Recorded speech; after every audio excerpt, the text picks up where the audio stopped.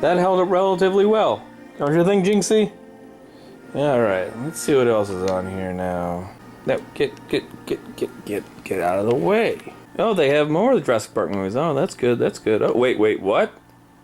The Last Jedi's already on Netflix. Oh, that's not good. That's not good. So I recently rewatched Jurassic Park, and although some special effects sequences have understandably aged pretty badly, the movie itself holds up incredibly well. It has great pacing, a good balance between thrills and wonder, and our main character has a pretty good arc. Seriously, where was this kid's parents? Does he have any? Did Dr. Grant just torture an orphan who was there on charity? Oh no. We're gonna get an email. But when the film was over, it was ultimately a very bittersweet feeling, as it reminded me just how aggressively dumber the movie series got from here on out.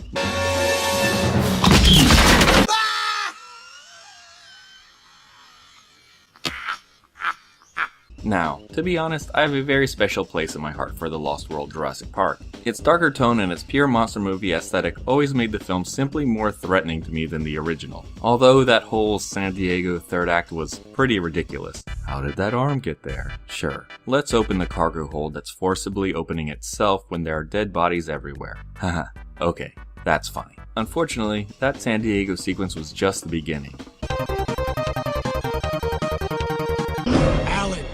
Dumb! So dumb! Now, I won't put any scenes from Fallen Kingdom here, but rest assured, after seeing the film, yeah, it has continued this trend and is honestly the dumbest film of them all. So how did we get here?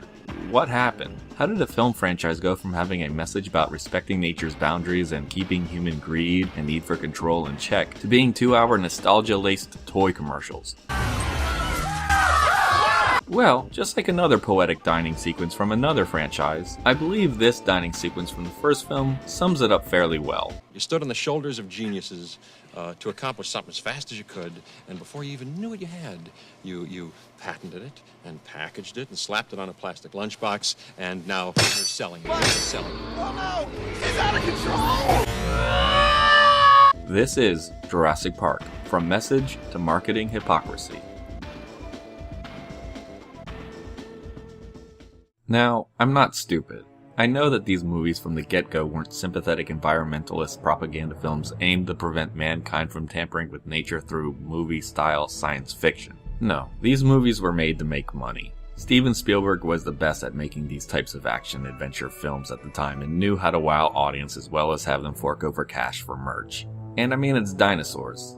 Kids love dinosaurs. Hell, who doesn't love dinosaurs? So if the movie was made well enough and visually appealing enough, the thing was going to make a lot of cash, both in ticket sales and in merchandise, especially in 1993. However, Spielberg went the extra mile, adding a layer of complexity to the film's plot to go along with the insane advancements in CGI technology the film made at the time. Rather than just show you the dinosaurs, the film asks serious questions about the validity of what John Hammond is doing, and if challenging nature to a dick measuring contest is really the best route to take. Now, if you wanted to, you could view these scenes as simple exposition and foreshadowing before the horror and action sequences the second half of the movie contain. Yeah, believe it or not, these films actually had build-up once.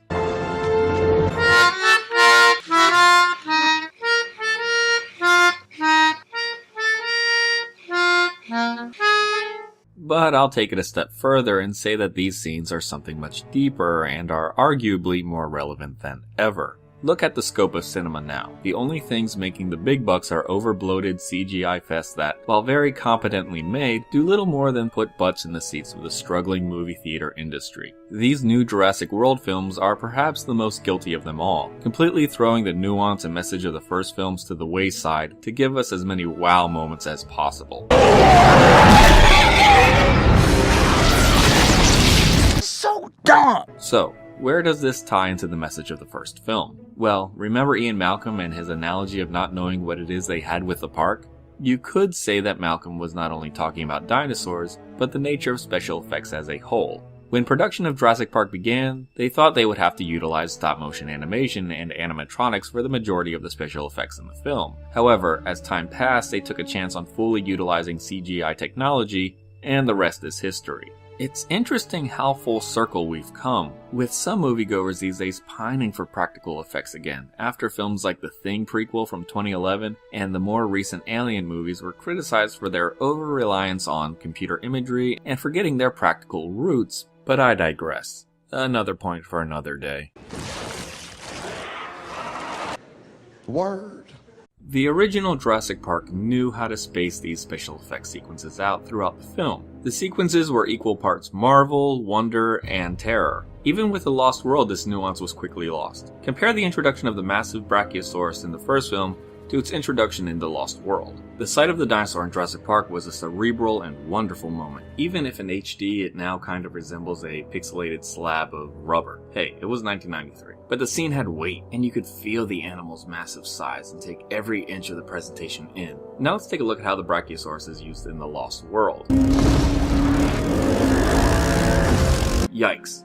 Okay, on its own merit, this is a fine special effects sequence. But that's all it is. We go from being able to take in this creature to it being utilized as a video game style action cameo, while the rest of the scene is used to shamelessly introduce us to new merchandise, dinosaurs.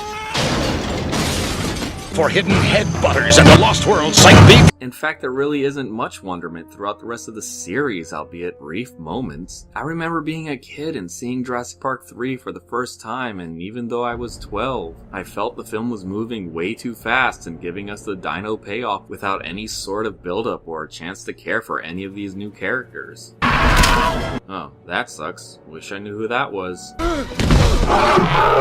Oh, the pilot's dead.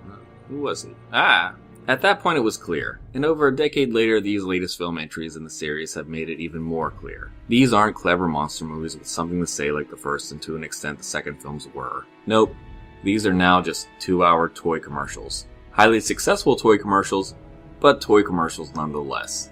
The first Jurassic Park, while always being a summer blockbuster money-making endeavor at its core, had a message and a heart beneath it all, creating wonderment while also questioning its validity and whether or not we could control that wonderment. Never had control, that's the illusion!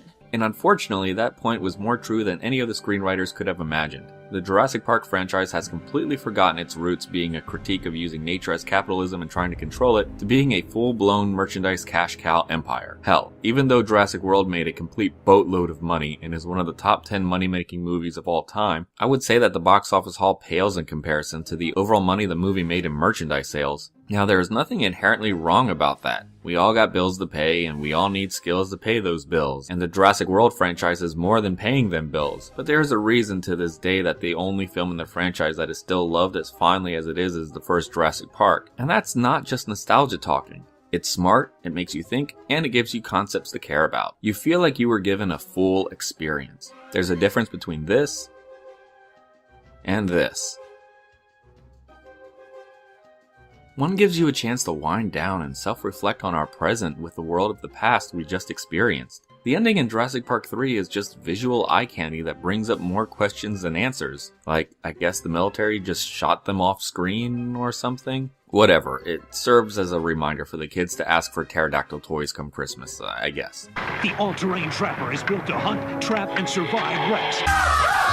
Look, I'm not just a hater. They're all fine dinosaur movies. They are dumb, full of plot holes, and why they keep going for the same park concept in every film plot is beyond me. But if you enjoy them, you enjoy them. Just remember the franchise started as something so much more than just a simple monster movie / toy commercial. There were genuine questions asked about human nature and its flaws while at the same time providing us with thrills and wonderment. With each passing film, the franchise went further away from this combination, falling further and further into what could make the most money possible and satisfy the most basic of entertainment needs for casual audiences and children that would make them want to buy the toys and merch. Essentially, Jurassic Park mutated from John Hammond's original vision of the park to more like InGen, the corporate brand, with Jurassic World. Now, I kept this point at the end because it does contain spoilers for the end of Jurassic World Fallen Kingdom. Obviously, this is a massive money-making movie franchise at this point, so they are going to make more of these movies, and while the ending for Fallen Kingdom was fucking Dumb! it doesn't change the fact that humans and dinosaurs now coexist in the Jurassic Park universe going forward. Now what I really hope the series doesn't do is another post-apocalyptic Planet of the Apes style landscape where dinosaurs have taken over the world and that man is now at the bottom of the food chain. The series is already a self-parody at this point. The last thing it needs is to be a ripoff on top of a self-parody. Now I actually believe man coexisting with dinosaurs is an interesting concept that could potentially save this franchise from a storytelling standpoint, but judging from the direction the past two films have gone, storytelling and subtlety seems to be the last thing on the priority list. Oh well, here's to hoping. I'll see you guys next time.